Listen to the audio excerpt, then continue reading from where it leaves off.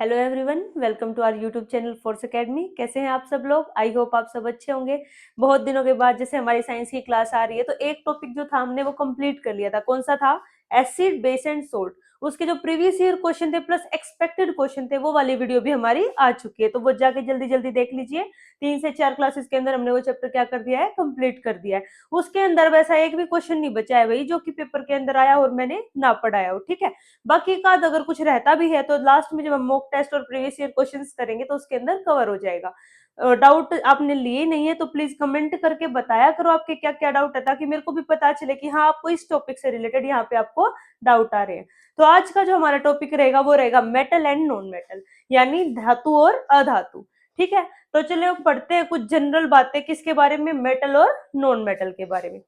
जैसे आपने पढ़ा होगा मेटल क्या होते हैं, नॉन मेटल क्या होते हैं, जो मेलिएबल हो, डक्टाइल हो, साउंड प्रोड्यूस करें। ये कुछ एक फिजिकल प्रॉपर्टी आपने पढ़ी है ना मेटल की। नॉन मेटल जो साउंड प्रोड्यूस नहीं करते, गैसेस वगैरह होते हैं, मोस्टली पढ़े हैं ना। तो देखते हैं चलो कुछ फिजिकल प्रॉपर्टी किसकी, मेटल की और नॉन मेटल की। जैसे देखो, मेटल यानी धातु क्या होते हैं और अधातु यानी नॉन मेटल क्या होते हैं। अब एक क्वेश्चन आया हुआ था कि मेटल्स आर इलेक्ट्रोपॉजिटिव एलिमेंट्स, ये सीटेट के अंदर आया हुआ था। तो अब डाउट आ गया इलेक्ट्रोपॉजिटिव क्या होते हैं, है ना। तो उसका आंसर था हाँ, मेटल क्या है, इलेक्ट्रोपॉजिटिव एलिमेंट है। लेकिन अब आपको ये नहीं पता होगा इलेक्ट्रोपॉजिटिव होते क्या है, तो चलो देखते हैं। एग्जाम्पल ले लेते हैं किसी भी एक मेटल का। यहाँ पे मैं ले रही हूँ सोडियम मेटल का एग्जाम्पल। जैसे सोडियम का सिंबल क्या होता है, Na। इसका इलेक्ट्रॉनिक कॉन्फ़िगरेशन अगर हम बनाएंगे तो इसका एटॉमिक नंबर चाहिएगा, तो इसका एटॉमिक नंबर कितना होता है, 11। ठीक है, नॉन मेटल में ले लेते हैं हम किसका, क्लोरीन का, जिसका सिंबल होता है Cl, जिसका एटॉमिक नंबर कितना होता है 17, यानी 17। क्लियर है। अब कोई भी इलेक्ट्रॉनिक कॉन्फ़िगरेशन होती है वो कैसे होती है, 2 2 8 2 8 और 8, या 2 8 8 या 18, वो आगे फर्दर चलती रहती है। ठीक है, यानी या तो के शेल के अंदर 2 एलिमेंट हो, या के अंदर 2 और एल के अंदर 8 हो, या एम के अंदर भी 8 हो, या एन के अंदर 18 हो। समझ आ गया, ये क्या होती है उसकी इलेक्ट्रॉनिक कॉन्फ़िगरेशन।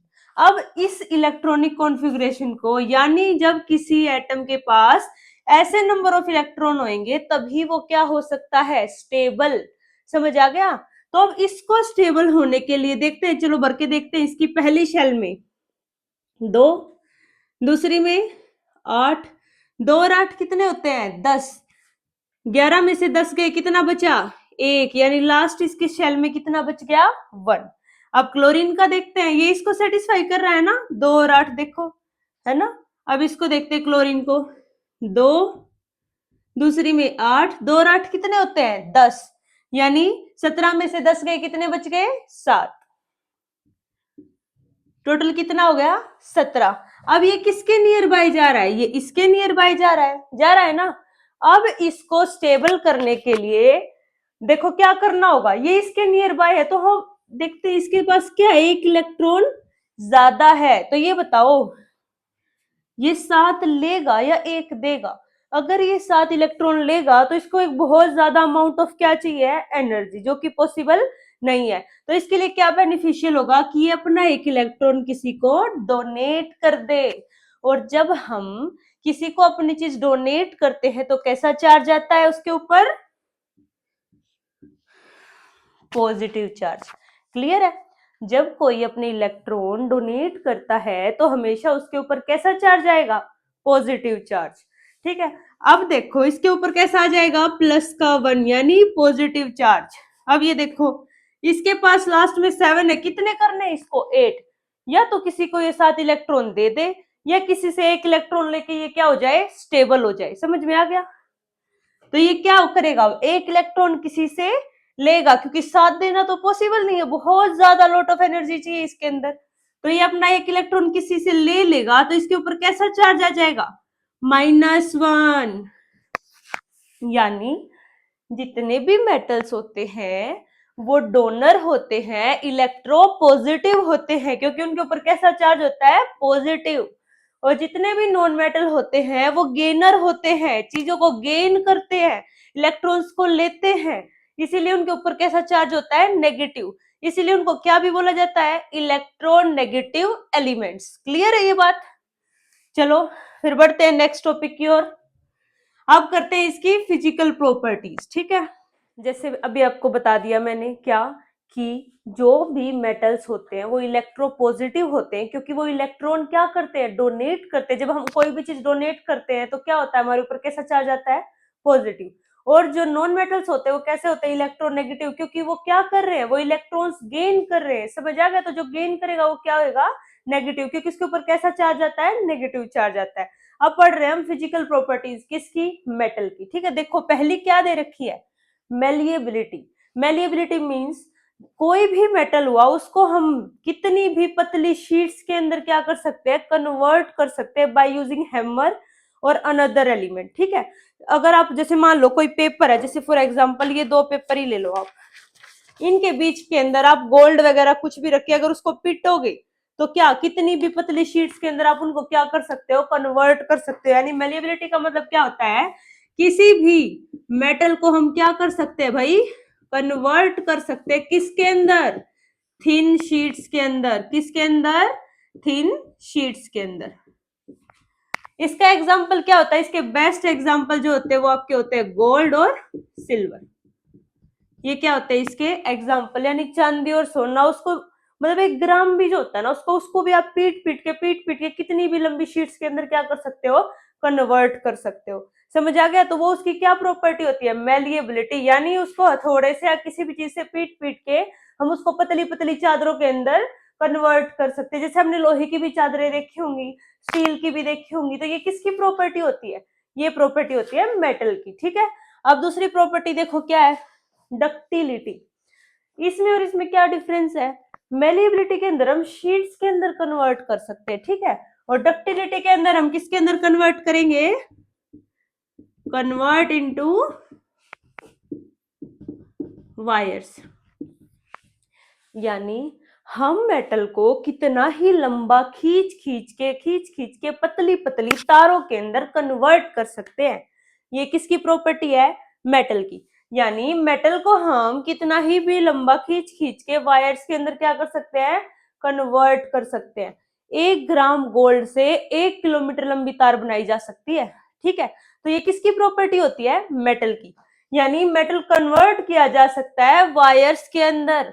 अब बिजली की तारें होती है वो भी किसकी बनी हुई होती है, मेटल्स की, है ना। तो वो उसकी एक प्रॉपर्टी होती है कि उसको हम किसके अंदर, वायर के अंदर कन्वर्ट कर सकते हैं। क्लियर है? नेक्स्ट देखो, नेक्स्ट क्या दे रखा है आपका, कंडक्टिविटी। कंडक्टिविटी क्या होता है, कंडक्ट करना। किसको कंडक्ट कर रहे हैं यहाँ पे, हीट को और इलेक्ट्रिसिटी को, यानी विद्युत को और किसको, तापमान को। देखो जो मेटल होता है वो बहुत अच्छा, is a good conductor of heat and electricity. यानी मेटल बहुत अच्छा कंडक्टर होता है, किसका, ताप का और विद्युत का, यानी बिजली का और हीट का। वो अपने अंदर से अलो करता है किसको चलने के लिए, हीट को और इलेक्ट्रिसिटी को चलने के लिए। क्यों, क्योंकि उनके अंदर क्या होता है, मूविंग आयंस। ठीक है, वो बाद की बात है कि भाई कोई भी मूविंग चार्ज पार्टिकल होता है तभी क्या होती है, इलेक्ट्रिसिटी कंडक्ट होती है। अभी फिलहाल आप इतना याद रख लो कि जो मेटल होते हैं उनके पास एक फिजिकल प्रॉपर्टी होती है जिसका नाम क्या है, कंडक्टिविटी। उसका मतलब क्या होता है कि मेटल जो होता है वो कंडक्ट करता है किसको, हीट को और इलेक्ट्रिसिटी को। इसका एग्जांपल बताओ, कॉपर भी होता है ना, जिसका सिंबल क्या होता है, Cu। सिल्वर भी होता है जिसका सिंबल क्या होता है, Ag। सिल्वर बहुत बेस्ट कंडक्टर होता है, लेकिन बहुत एक्सपेंसिव होने की वजह से हम इसको वायर्स के अंदर यूज नहीं कर सकते। ठीक है, नेक्स्ट देखो, लस्चरस। लस्चरस क्या होता है भाई, शाइनी। यानी जो मेटल होते हैं वो क्या होते हैं, शाइनी होते हैं, उनका जो सरफेस होता है वो चमकदार होता है। समझ आ गया? ये भी क्या है, उसकी एक फिजिकल प्रॉपर्टी है, जिसकी वजह से हम उन्हें ऑर्नामेंट्स वगैरह, गहने वगैरह बनाने में भी यूज करते हैं। इसका एग्जांपल क्या लिख सकते हो आप, इसमें लिखोगे आप शाइनी सरफेस। एग्जांपल में लिख सकते हो प्लेटिनियम, गोल्ड, सिल्वर, ये सारे क्या है इसके एग्जाम्पल है। यानी हम मेटल को कितनी भी पतली शीट्स में कन्वर्ट कर सकते हैं, कितनी लंबी तारों में कन्वर्ट कर सकते हैं। हीट और इलेक्ट्रिसिटी का कंडक्ट करता है कौन? मेटल। और ये क्या है? लस्ट्रस, यानी वो क्या होते हैं? शाइनी होते हैं, जिसकी वजह से हम उनको ऑर्नामेंट्स बनाने में भी यूज करते हैं। अब देखो बाकी की कुछ प्रॉपर्टीज, ये कुछ और प्रॉपर्टीज हैं जो बचती हैं। जैसे पहली क्या है हमारी? हार्डनेस। चार तो हमने पढ़ लिए, फिफ्थ वन है हार्डनेस। मतलब जो मेटल होते हैं वो हार्ड होते हैं, यानी कठोर होते हैं, या फिर नरम होते हैं। जो मेटल होते हैं वो जनरली कैसे होते हैं? हार्ड। समझ आ गया? तो मेटल्स आर हार्ड। इसके अंदर एक क्वेश्चन आ सकता है भाई, क्योंकि एक्सेप्शन केस है इसके अंदर। एक्सेप्शन क्या है इसके अंदर?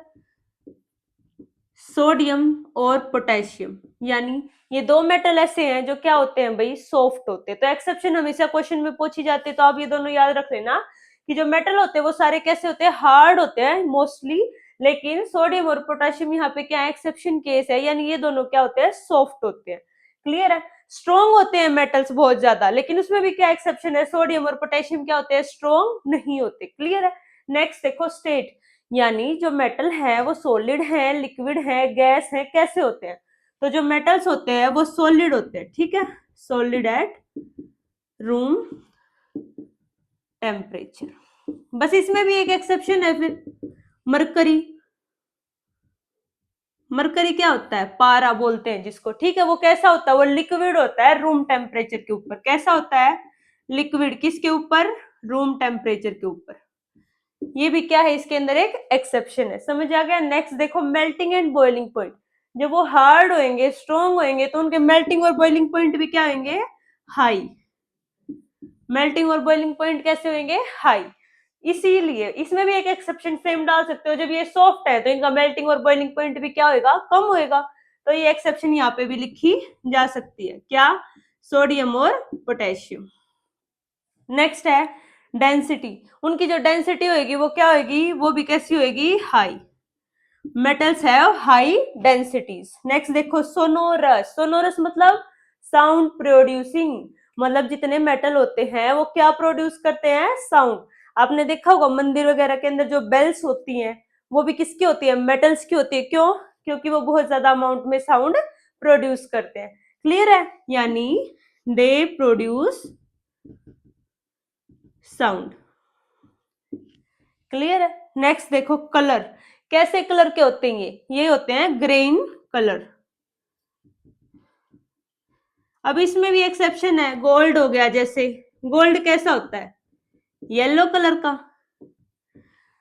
तो इसमें भी क्या रहेगी? आपकी एक्सेप्शन रहेगी कि जो गोल्ड होता है वो कैसे कलर का होता है? येलो कलर का। बट जनरली कैसे होते हैं? Green colour.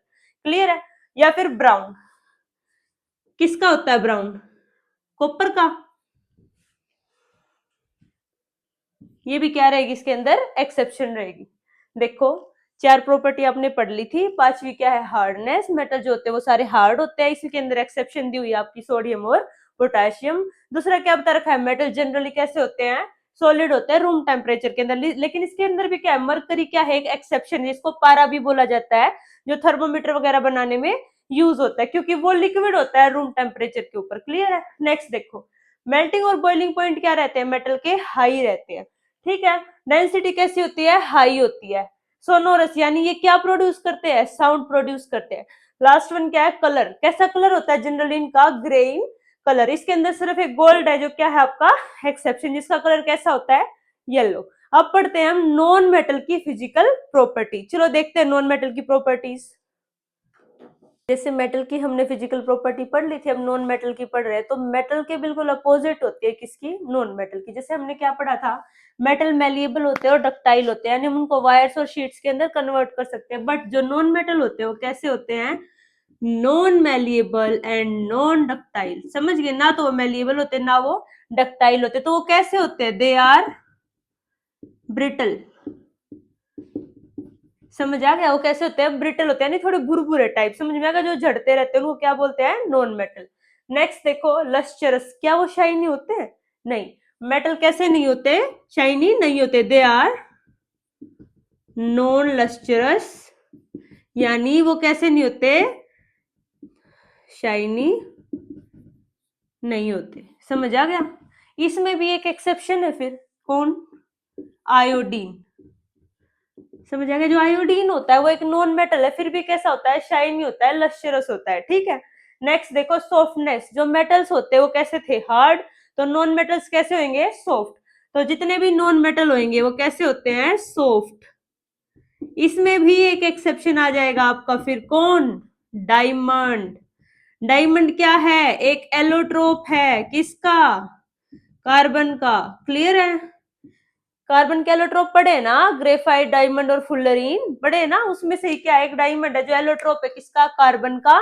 जो कैसा होता है? हार्ड होता है, जिसमें वो एक नॉन मेटल होता है फिर भी कैसा होता है? हार्ड। तो ये क्या रहेगा? एक एक्सेप्शन केस रहेगा आपका। बाकी जनरली नॉन मेटल कैसे होते हैं? सॉफ्ट होते हैं। ये देखो state, they are generally gaseous in state. मतलब जितने भी नॉन मेटल होते हैं वो नॉर्मली कैसे होते हैं? गैसियस होते हैं, यानी गैस फॉर्म में होते हैं। ठीक है, इसके अंदर भी एक्सेप्शन आप डायमंड को लिख सकते हो, वो कैसा होता है? सॉलिड होता है ना। तो एक्सेप्शन तो इनकी ऐसे ही है भाई, मैं आपको अलग से भी एक वीडियो बना के बता दूंगी कुछ एक इनके क्वेश्चन से रिलेटेड, और आपकी कुछ एक प्रॉपर्टी और रहती है वो और बता देती हूँ। एक बार इनको दोबारा से समझ लो। नॉन मेटल मेलिएबल और डक्टाइल नहीं होते, हम उनको वायर्स और शीट्स में कन्वर्ट नहीं कर सकते। वो लश्चरस नहीं होते, यानी शाइनी नहीं होते। इसमें सिर्फ एक एक्सेप्शन केस है, आयोडीन, जो कैसा होता है? शाइनी होता है, नॉन मेटल होने के बावजूद भी। नेक्स्ट क्या है? सॉफ्टनेस। नॉन मेटल सॉफ्ट होते हैं, हार्ड नहीं होते, जिसमें मेटल कैसे होते थे? हार्ड। इसमें एक एक्सेप्शन है डायमंड, जो हार्ड होता है नॉन मेटल होने के बाद भी, वो किसका एलोट्रोप होता है? कार्बन का। क्लियर है? ये देखो क्या स्टेट, जितने भी नॉन मेटल होंगे मोस्टली किस स्टेट में होंगे? गैसियस स्टेट में। अब दो चार प्रॉपर्टी और बचती है इसकी, वो और पढ़ लेते हैं। प्रॉपर्टी देखो क्या रहेगी? Melting and boiling point. जब ये सॉफ्ट होते हैं, ये हार्ड होते ही नहीं, तो कोई भी सॉफ्ट चीज होगी उसका मेल्टिंग और बॉइलिंग पॉइंट भी क्या होगा? लो। तो नॉन मेटल्स का मेल्टिंग और बॉइलिंग पॉइंट क्या होता है? लो। अब उसके अंदर एक्सेप्शन थी कि डायमंड हार्ड होता, तो इसके अंदर भी सेम क्या रहेगी हमारी एक्सेप्शन, कि जो डायमंड होता है उसका जो मेल्टिंग बॉइलिंग पॉइंट भी होता है वो क्या होता है? Very high. ये अबाउट 3500 डिग्री सेल्सियस से भी ज्यादा ही होता है। ठीक है, नेक्स्ट देखो डेंसिटी। कैसी डेंसिटीज होंगी इनकी? लो इन डेंसिटीज। ठीक है, नेक्स्ट नॉन सोनोरस, यानी ये साउंड प्रोड्यूस नहीं करते। They did not produce sound. Metals कैसे थे? सोनोरस, वो क्या प्रोड्यूस करते थे? साउंड। लास्ट देखो कलर, ये अलग अलग कलर के होते हैं। ठीक है, इनका कोई फिक्स कलर नहीं होता, they are of different colours. यानी जो नॉन मेटल है वो अलग अलग कलर के होते हैं। ठीक है, दोबारा से बता देती हूँ। मेल्टिंग बॉइलिंग पॉइंट कैसा होता है? इनका लो होता है। डेंसिटी कैसी होती है? लो होती है। साउंड प्रोड्यूस नहीं करते हैं। और कलर कैसे होते हैं? अलग अलग कलर के होते हैं। कंडक्टिविटी वाला शायद रह गया, इसी में ऐड कर लो, कंडक्टिविटी। यानी क्या ये हीट और इलेक्ट्रिसिटी को कंडक्ट करते हैं? नहीं, ये हीट और इलेक्ट्रिसिटी को कंडक्ट नहीं करते। They did not conduct heat and electricity. ठीक है, इसके अंदर एक्सेप्शन डाल सकते हो आप, क्या? ग्रेफाइट। ग्रेफाइट बहुत अच्छा कंडक्टर है, किसका? इलेक्ट्रिसिटी का। ये भी किसका एलोट्रोप है? कार्बन का। ठीक है, किसका एलोट्रोप है? कार्बन का। अगर नीचे ये दिखाई नहीं दे रहा है तो मैं बता देती हूँ आपको कि कंडक्टिविटी, यानी जो नॉन मेटल होते हैं वो कंडक्ट नहीं करते हीट और इलेक्ट्रिसिटी को, जबकि मेटल जो होते हैं वो कंडक्ट करते हैं। क्लियर है? इसके अंदर एक एक्सेप्शन होता है ग्रेफाइट, जो किसका एलोट्रोप होता है? आपका कार्बन का एलोट्रोप होता है, जो बहुत ही अच्छा कंडक्टर होता है, किसका? इलेक्ट्रिसिटी का। क्लियर? आई होप आपको समझ आ गई होंगी। मैंने आपको कुछ एक फिजिकल प्रॉपर्टी पढ़ाई है, किसकी? मेटल और नॉन मेटल की। उससे पहले मैंने इलेक्ट्रोपॉजिटिव और इलेक्ट्रोनेगेटिव के अंदर डिफरेंस बताया था, जो नॉर्मली सीटेट के अंदर एक क्वेश्चन पूछा गया था। तो कैसी लगी ये वीडियो कमेंट करके जरूर बताना, और चैनल को शेयर करना ज्यादा से ज्यादा, और जुड़े रहिए हमारे चैनल फोर्स एकेडमी के साथ बेटर रिजल्ट्स के लिए। थैंक यू दोस्तों।